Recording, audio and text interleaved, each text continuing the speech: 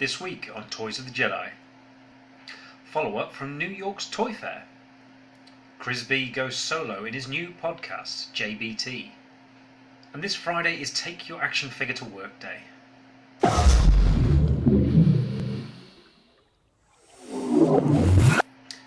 So last week was New York Toy Fair, and I think it's fairly safe to say that it was a pretty good showing from Hasbro. Certainly for the vintage collection. It was a little bit quieter in the Black Series, but obviously the vintage collection was a absolutely fantastic showing. A lot of really good stuff to look forward to.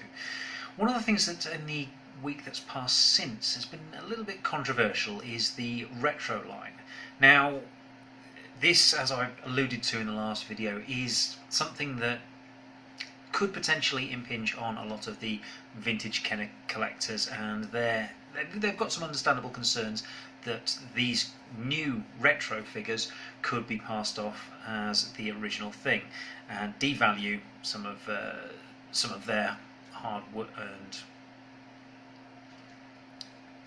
devalue some of the items that they've worked hard to acquire. Now, like I say, as far as the card backs themselves are concerned, I don't think there are any concerns there. They are very different to a vintage Kenner card back, and anyone who is putting any level of interest into this will be able to pick out the differences. And let's be honest, if I'm spending £1,200 or even £12,000 on a card back, I'd be damn well sure to do my research.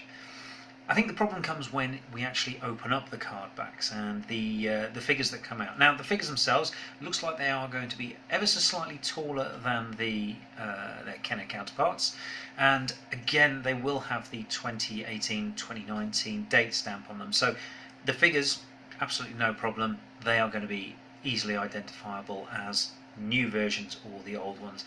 A little bit of research, asking the questions of the sellers, and you'll be absolutely fine with what you're picking up. As far as the weapons are concerned, this is really where it gets a little bit murky.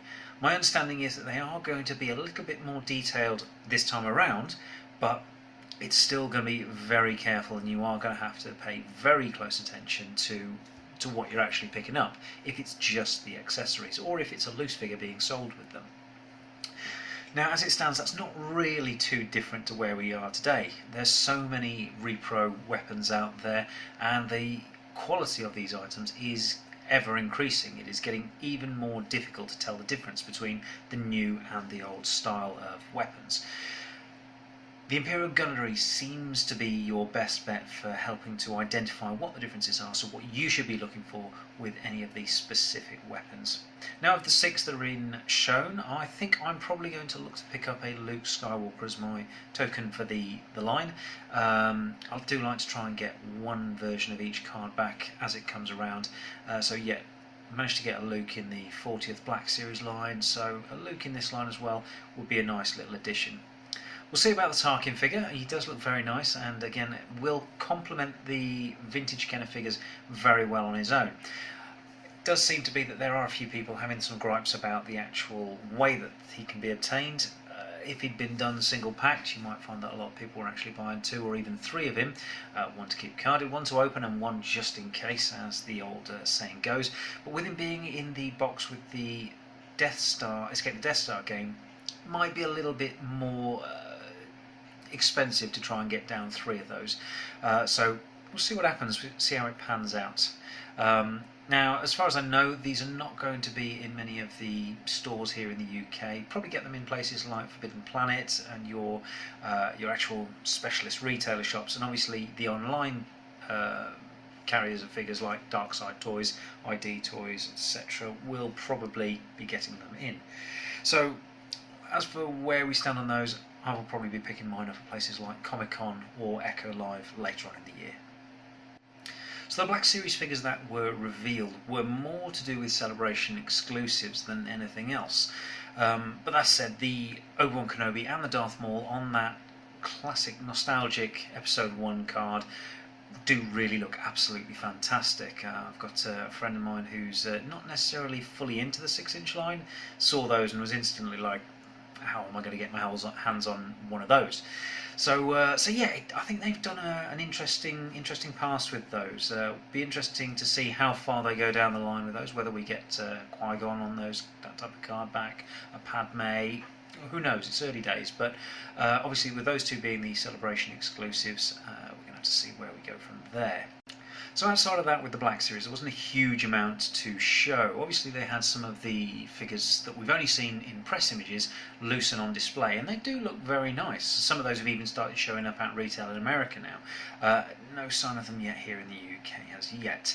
But the big thing, which I didn't really cover too much detail last time from the Black Series line, is the Hyperreal line. Now this is only one figure strong at the moment, Darth Vader of course, first out the gates, and it's one of those that I think it's not my price range. $80, which probably translates to about £80 over here, is outside of where I want to be my collecting. Maybe pick up the odd figure if it is absolutely fantastic and it is right in my wheelhouse. I don't know, sort of a Han Endor maybe, something like that, or a Luke Jedi, possibly. But that said, the Darth Vader that's in this line does look very nice. Possibly some slight concerns over the helmet, maybe not quite absolutely spot on to what we're used to, but the rest of the figure and the clothing that goes with it does all look absolutely fantastic. They've used a slightly different articulation style. It's a metal frame underneath the suit, so you get a lot more posability out of the figure, and you can't see all the seams that you can on, say, a Black Series figure. You can't see the articulation that's there. He does come with multiple hands and accessories, so yeah, it's difficult to say whether you are definitely getting your value for the $80, but it's certainly a bigger scale. From those who've actually seen him in hand, it does feel a bit like one of the Hot Toys figures, but actually scaled down. It seems to be that these are the sort of bridging type of collectible. For those that are going from the Black Series, that normally move on to things like your Hot Toys and your sideshow collectibles, the really high-end stuff, which are about £200–250 a piece. So this is somewhere in that middle ground, and it'll be interesting to see how far it goes. Hasbro have done things like this before, not quite on this scale, but things like the centerpiece line. They don't seem to have much in the way of legs in them. They get a couple of figures out and then all goes quiet. So we'll have to wait and see with this one. I expect it'll only be carried in specialist toy shops such as Forbidden Planet, Dark Side Toys, ID Toys, again, those sort of places. You're not going to find this in your local Asda or what was Toys R Us, The Entertainer, that sort of thing. This is not aimed at that market. Too much high price point for that. But yeah, we'll see where this one goes.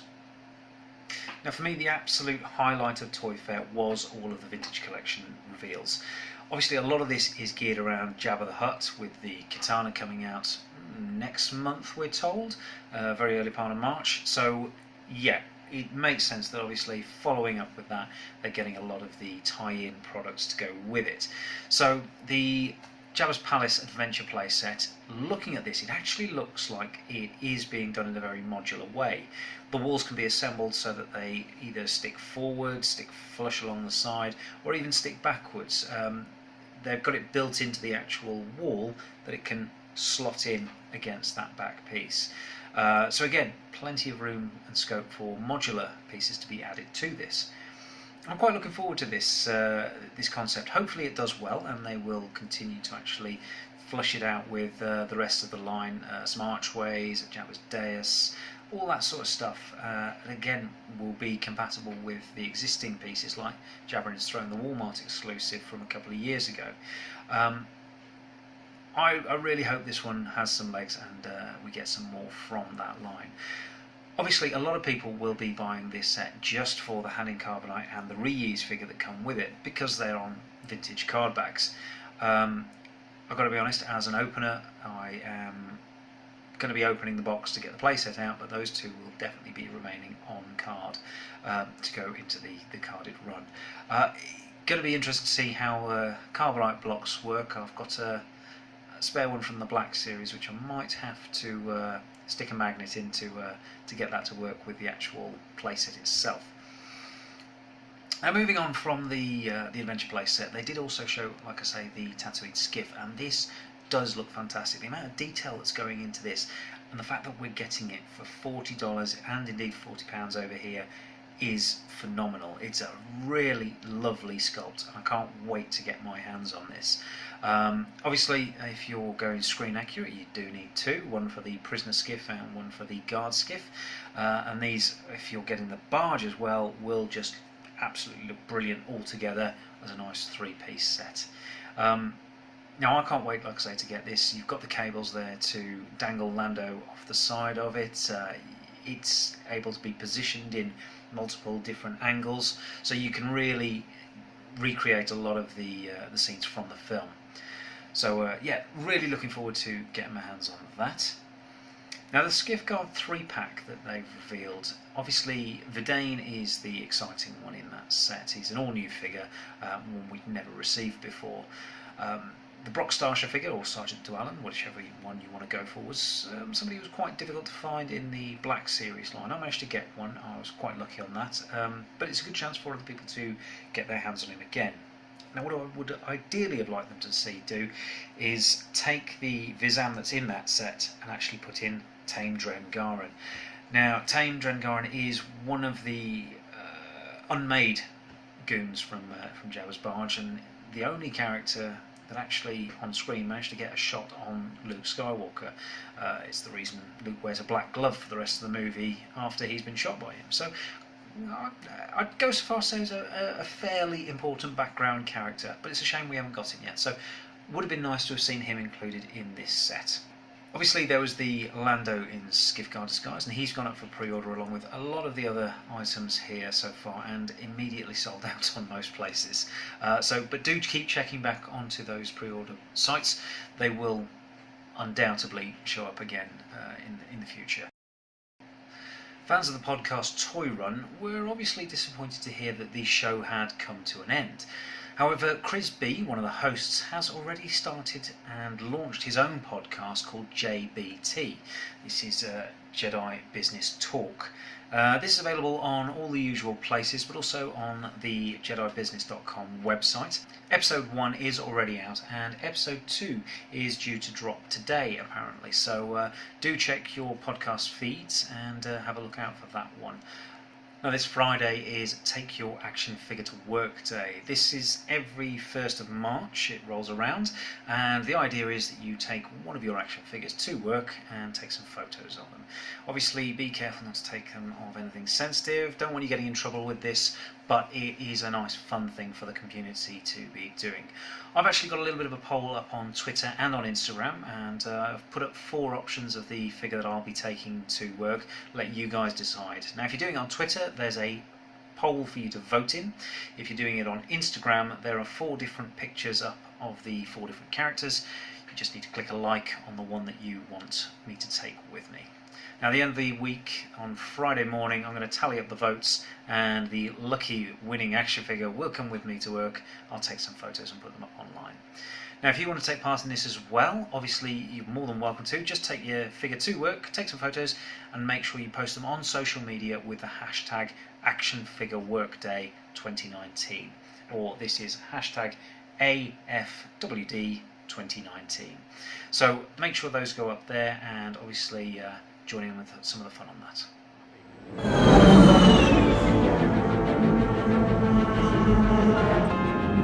Echo Base, this is Rogue 2. I found them. Repeat, I found them. So obviously with all of the news that's coming out of ToyFair, we've got a little bit of wait before any of that stuff actually starts to show up. So there hasn't been a huge amount of new acquisitions to talk about as such, but I have got a couple of bits and pieces. I have had an order come in for some of my vintage collection figures. Now this includes the Yak Face figure, and this is a lovely one here. It came in a lovely card back. This was from ID Toys, and they've made sure it came here in tip-top condition. The other one that's obviously picked up in the same wave is the Klaatu Skiff Guard. Both lovely figures. These will probably be staying on the card for now, and at some point I will be getting some others to open, but given how nice these cards have turned up in, these are going to be staying perfectly on the card.